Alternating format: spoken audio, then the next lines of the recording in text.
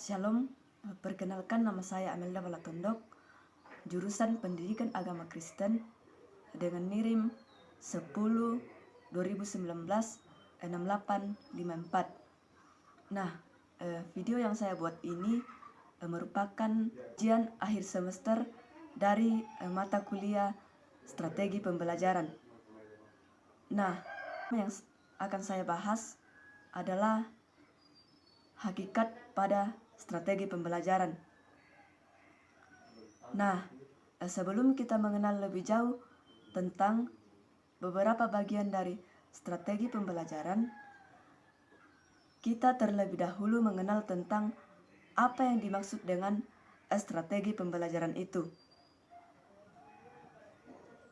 Nah, yang dimaksud dengan strategi pembelajaran itu adalah rencana atau rangkaian tindakan dalam menggunakan suatu metode yang akan diaplikasikan ke dalam proses belajar mengajar sesuai dengan tujuan-tujuan belajar di kelas. Strategi pembelajaran ini sangat penting untuk dilakukan oleh seorang guru karena yang pertama itu memberikan rumusan acuan kegiatan pembelajaran. Karena itu, adanya strategi pembelajaran itu dapat membantu guru agar memiliki gambaran bagaimana cara membantu siswa dalam kegiatan pembelajaran.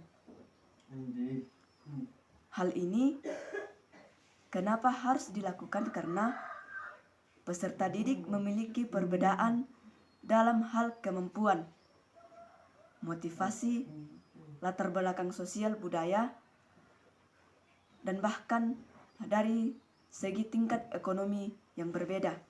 Yang kedua, mencapai tujuan pembelajaran. Strategi pembelajaran adalah suatu rencana metode dan perangkat aktivitas yang terencana untuk meraih tujuan pembelajaran. Sehingga rangkaian kegiatan ini menggunakan metode, kemudian sumber daya, dan juga penggunaan alat dan bahan tertentu yang benar-benar sesuai dengan acuan pembelajaran yang telah direncanakan oleh guru. Ketiga, menarik minat belajar peserta didik. Pembelajaran yang menyenangkan memang selalu menjadi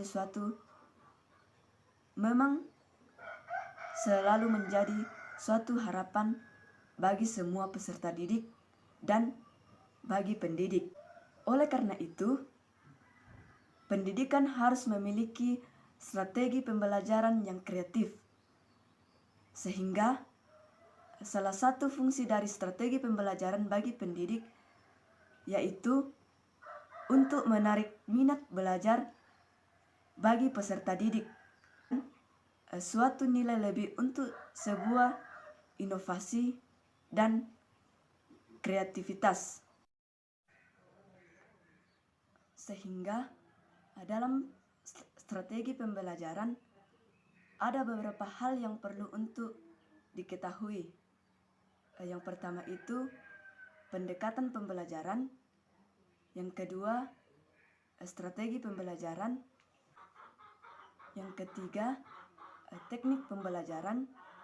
Yang keempat, metode pembelajaran. Dan yang kelima, model pembelajaran.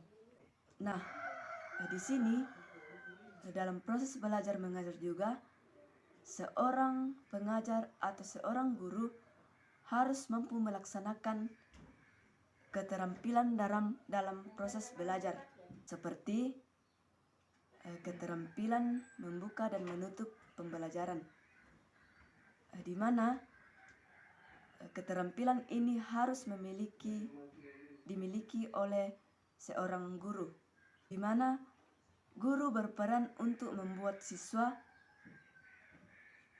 untuk siap fisik, mental, sehingga peserta didik dapat siap untuk memulai pembelajaran atau dapat berpusat pada hal-hal yang akan dipelajari. Sehingga ada dua hal yang perlu untuk diperhatikan seorang guru.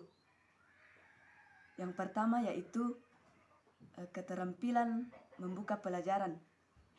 Dalam membuka pembelajaran ini, itu dapat dilaksanakan 10 sampai 14 menit. Dan yang perlu diperhatikan dalam membuka pelajaran adalah, pertama itu adalah orientasi,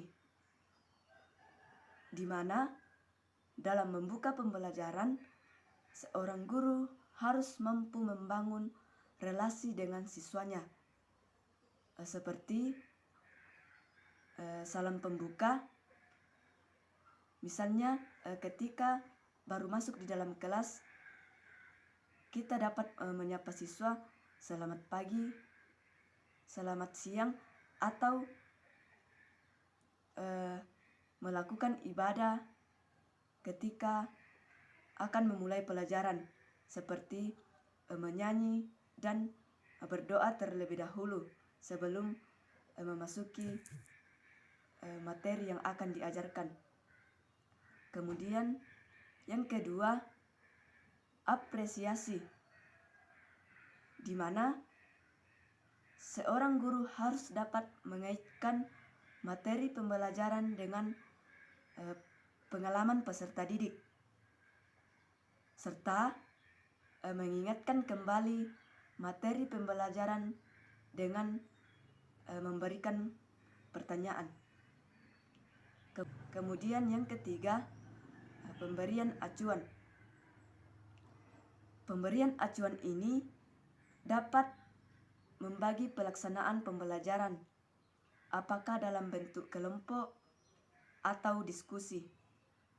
Kemudian yang kedua yang harus diperhatikan oleh seorang guru adalah menutup pembelajaran.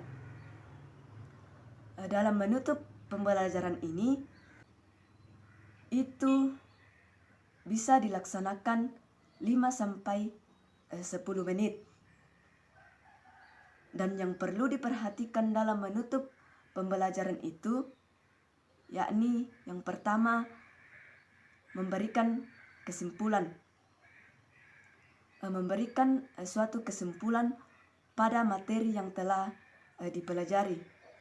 Kemudian yang kedua, harus ada umpan balik atau feedback yang dilakukan oleh seorang guru dan siswa, serta saran dari pelajaran yang diperoleh saat itu.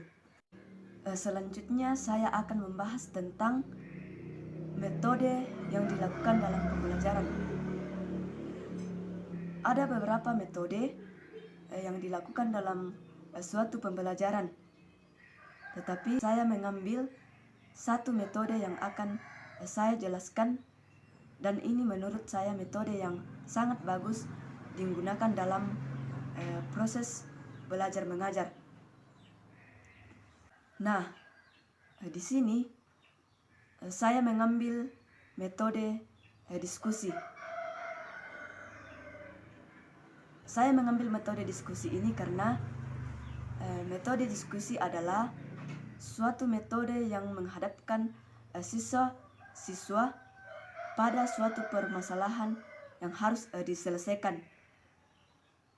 Sehingga pada metode ini itu dapat memberikan suatu pemecahan masalah kepada siswa agar dapat menyelesaikan masalah yang dihadapi. Metode diskusi ini dapat dibagi ke dalam 2 jenis diskusi, yaitu yang pertama diskusi kelas, dan yang kedua diskusi kelompok kecil.